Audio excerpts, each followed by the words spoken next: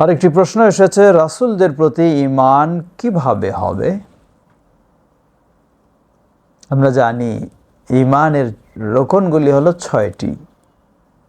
আমানতু বিল্লাহি ওয়া মালাইকাতিহি ওয়া কুতুবিহি ওয়া রাসূলিহি। রাসূল, নবী রাসূলদের প্রতি ঈমান আনা চতুর্থ রকন, গুরুত্বপূর্ণ। তো প্রশ্ন হলো, সেই রাসূলদের প্রতি ঈমানটা কিভাবে হবে? জবাব, এর বেশ কয়েকটি দিক রয়েছে। প্রথম হলো, আল্লাহ সুবহানাহু ওয়া তাআলা আদম আলাইহিস সালাম থেকে শুরু করে মুহাম্মদ সাল্লাল্লাহু আলাইহি ওয়াসাল্লাম পর্যন্ত সকল নবী রাসূলকে আল্লাহর নির্বাচিত, মনোনীত হিসাবে মানব জাতির হেদায়েতের জন্য আল্লাহ তাদেরকে নবী রাসূল হিসাবে নির্বাচন করেছে। দ্বিতীয়, তারা আল্লাহর সম্মানিত বান্দা। আদম আলাইহিস সালাম নিজেই আদম, অতঃপর বাকিরা সকলেই হলেন আদমের সন্তান। তারা মানুষ, তারা ফেরেশতা নন, জিনও নন।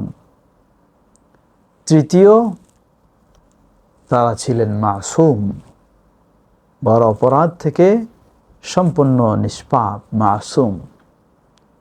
চতুর্থ, তারা আল্লাহ সুবহানাহু ওয়া তাআলা যা নির্দেশ দিয়েছেন ওয়াহির মাধ্যমে, তাই তারা আমানতের সাথে পরিপূর্ণভাবে প্রচার করেছেন, তাদের উম্মার কাছে পৌঁছে দিয়েছেন। চতুর্থ, পঞ্চম, তারা সর্বদাই এই তাওহীদ প্রতিষ্ঠার জন্য নিজেদের জীবনকে উৎসর্গ করেছেন। এগুলি হলো মৌলিক। অপরদিকে এই সব নবী রাসূলগণের মাঝে যাদের পরিচয় আমরা জেনেছি, তাদেরকে তো অবশ্যই শ্রদ্ধার সাথে স্বীকার করব।